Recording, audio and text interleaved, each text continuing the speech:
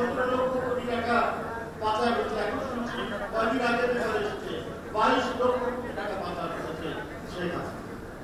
তো বিএনপির 5 বছরে লক্ষ কোটি টাকা, হাজার কোটি টাকা পাচারের কাহিনী তো আওয়ামী লীগ বলতে পারেনি। আওয়ামী লীগ সমর্থিত যে অর্থনীতিবিদরা আছে তারা বলতে পারেনি। তার একটা স্লোগান ছিল, সেই স্লোগানটা আপনাদের নিশ্চয়ই মনে আছে, কি এতটুকু প্রত্যাশা করে চমৎকার একটা অর্থাৎ নিজের পায়ে দাঁড়ানোর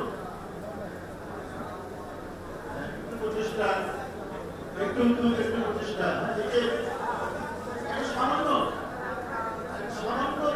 প্রধান কবিতা দিতে, এটা আমি বলেছিলাম অত্যন্ত তাৎপর্যপূর্ণ।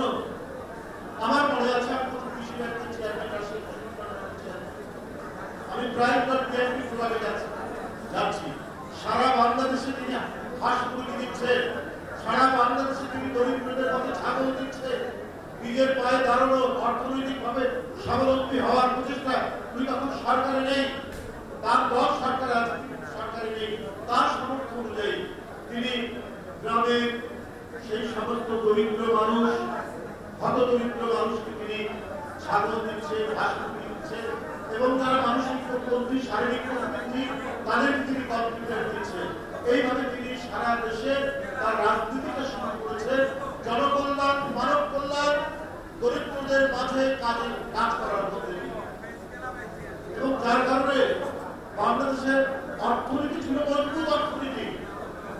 এখন আপনি যান, আপনি 50,000 টাকা ব্যাংক থেকে তুলবেন, কোনো ব্যাংক আপনাকে দেবে না, কোনো ব্যাংক আপনি দিতে পারবে না, ব্যাংকে টাকা নেই।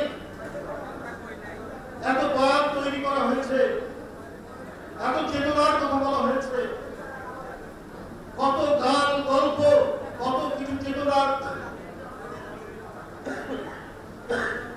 রান্না বান্না আমরা দেখলাম বাংলাদেশে।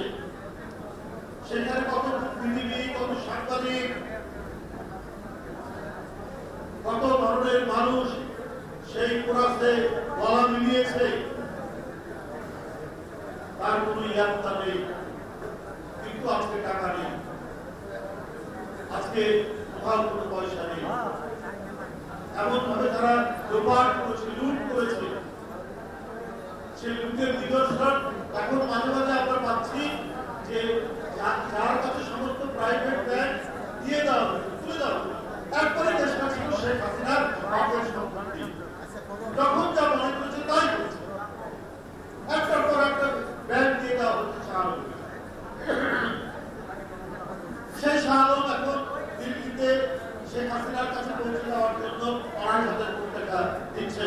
সেইখান থেকে তিনি বাংলাদেশের মধ্যে কিছু করবেন, কিছু ঘটাবেন, এই কাজ তিনি করবেন, এবং প্রতিশ্রুতি দিয়েছেন 8,000 কোটি টাকা দেবেন।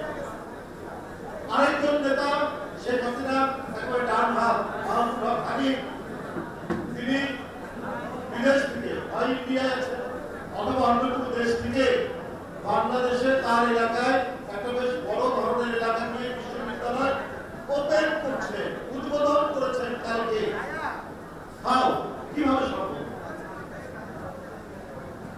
এটা হচ্ছে লুটের টাকা। আমরা কিন্তু কিছু নিদর্শন পাচ্ছি।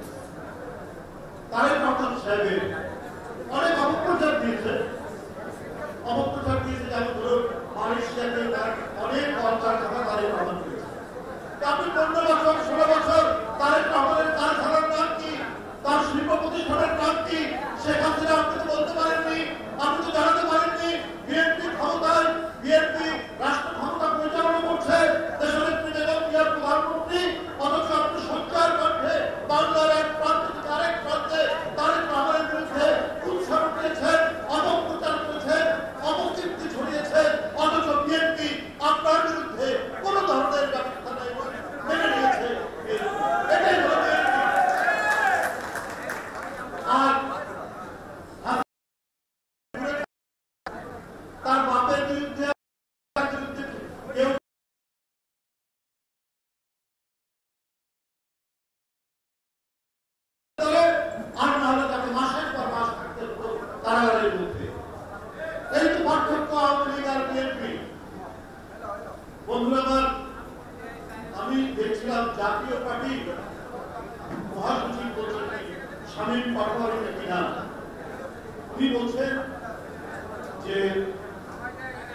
বিএনপি এখন জাতীয় পার্টির দায় নিতে হবে। বিএনপি ভাই, বিএনপি তো রাষ্ট্র ক্ষমতায় নেই, এখনো তো আমার সুষ্ঠু নির্বাচন হয়নি, আপনি কিসের দায়ের কথা বলছেন?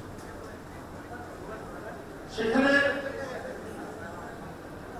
আপনার নুরুল হক নুরু ডাকসু সাবেক বিপি এমপি অফিস এই কার্যালয়ের মধ্যে তাকে আক্রমণ করা হয়। আমরা প্রথমে শুনেছিলাম জাতীয় পার্টির সাথে বললাম, কিন্তু পরে তাকে যে আঘাত করছে সেই কি লাল শার্টটা হলুদ শার্ট পরা লোকটা সেটাকে যে কেউ যে কারো বিরুদ্ধে কথা বলতে পারে, এটা গণতন্ত্রের স্বীকৃত একটা কথা। যারা রাজনীতি করছেন কেউ বিএনপির বিরুদ্ধে বলতে পারেন, বিএনপির প্রতি কোথাও সমালোচনা করার থাকে বিএনপি সেখানে সমালোচনা করবে। তো আপনি আবার দায়িত্ব নেওয়ার কথা বলছেন, কেন বিএনপি দায়িত্ব নেবেন? আপনারা